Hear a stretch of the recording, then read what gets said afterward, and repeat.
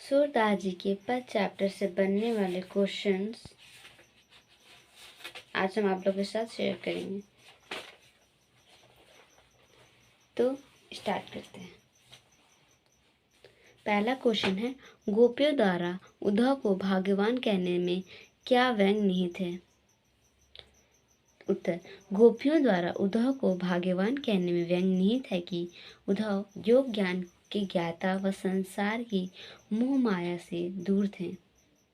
वे श्री कृष्ण के प्रेम और सौंदर्य के निकट रहते हुए भी वे उस बंधन एवं आकर्षण से मुक्त थे।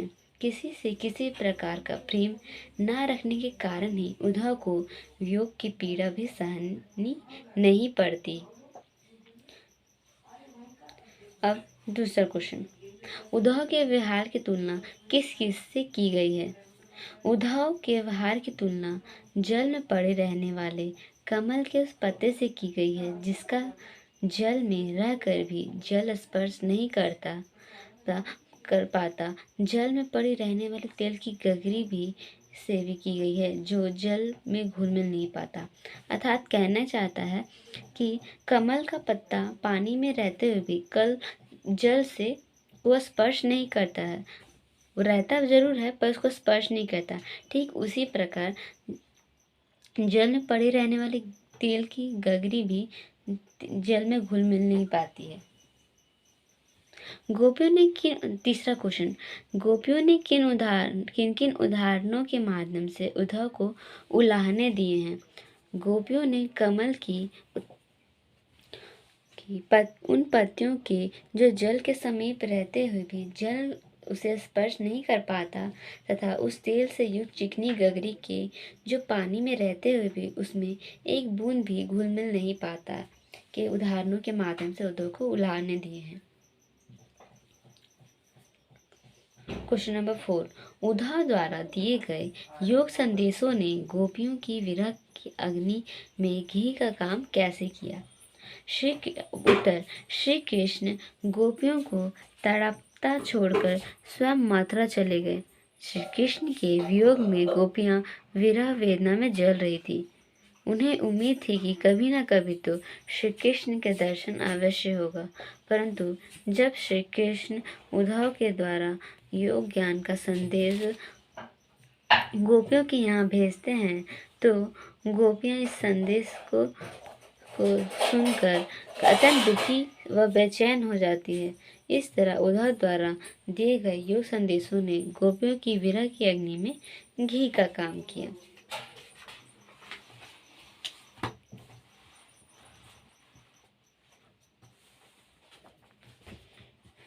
पांचवा क्वेश्चन है, मर्यादा न रही के माध्यम से कौन सी मर्यादा न रहने की बात कही जा रही है? उत्तर, मर्यादा न लही के माध्यम से श्री कृष्ण द्वारा गोपियों के प्रेम की मर्यादा को तोड़ दिया गया तथा गोपियों को योग ज्ञान का संदेश को भेज दिया गया। उक्त कथन के माध्यम से गोपियों को इसी प्रेम मर्यादा में रहने की बात कही जा रही है, मर्यादा न रहने की बात कही जा रही है। क्वेश्चन नंबर 6, कृष्ण के प्रति अपने अनन्य प्रेम को गोपियों ने किस प्रकार अभिव्यक्त किया है? उत्तर, श्री कृष्ण के प्रति अपने अनन्य प्रेम को अभिव्यक्त करते हुए गोपियां कहती है कि जिस प्रकार हारिल की पंछी अपने पैरों में एक लकड़ी सदैव पकड़ी रहती है, ठीक उसी प्रकार सबने भी श्री कृष्ण के प्रेम को पूरी दृढ़ता व आस्था से पकड़ रखा है। वे हृदय से श्री कृष्ण की हो चुकी है तथा दिन रात सोते जागते यहाँ तक कि वे स्वप्न में भी काना काना ही रटती रहती है। उद्धव द्वारा श्री कृष्ण के योग ज्ञान का संदेश सुनाने पर वे इस प्रकार तड़प उठती है जैसे किसी अग्नि में घी डालकर उसे प्रचंड ज्वालाओं का रूप दे दिया हो। गोपियां श्री कृष्ण की विरह वेदना में जल रही है। क्वेश्चन नंबर 7, गोपियों ने उद्धव से योग की शिक्षा कैसे लोगों को देने की बात कही? गोपियों ने उद्धव से योग की शिक्षा ऐसे लोगों को देने की बात कही जिनका मन अस्थिर या चंचल है और चक्री की भांति घूमता है। क्वेश्चन नंबर 8, प्रस्तुत पद के आधार पर गोपियों का योग साधना के प्रति दृष्टिकोण स्पष्ट करें। उत्तर, गोपियां योग साधना को शुष्क एवं नीरस मानती है। योग ज्ञान का मार्ग आग की तरह जलाने वाला एवं अत्यंत कष्टदायक है। योग ज्ञान को अपनाने की बातें सुनते ही उनकी विरह वेदना की अग्नि और अधिक बढ़ जाती है। योग ज्ञान की बातें गोपियों को ककड़ी की भांति ग्रहण करने योग्य लगती है और उन्हें एक ऐसे रोग की तरह लगता है जिन्हें उन्होंने पहले न कभी देखा, न सुना और न ही कभी भोग किया है।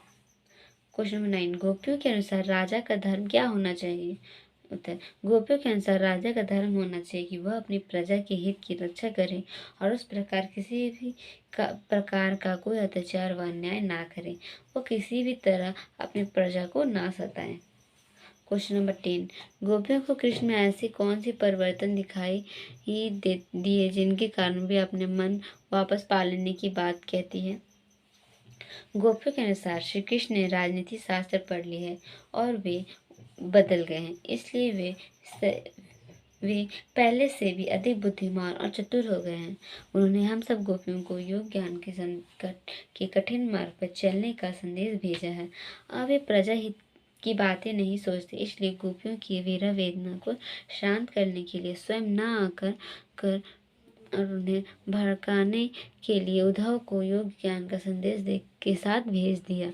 इन्हीं परिवर्तनों को देखकर गोपियां श्री कृष्ण से अपना मन वापस पा लेने की बात कहती है।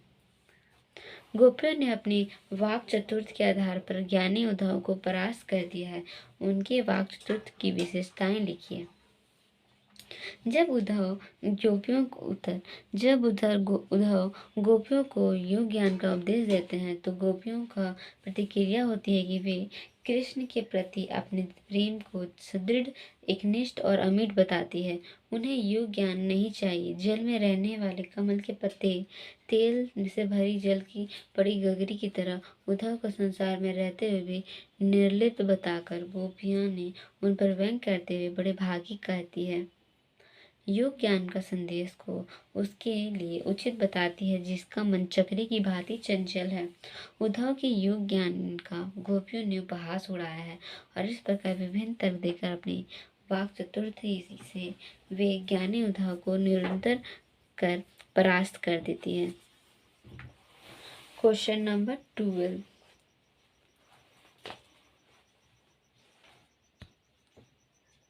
संकलित पदों को ध्यान में रखते हुए सुर के भ्रमर गीत की मुख्य विशेषताएं बताइए। संकलित पदों को ध्यान में रखते हुए सूरदास जी के भ्रमर गीत की मुख्य विशेषताएं अग्रलिखित है।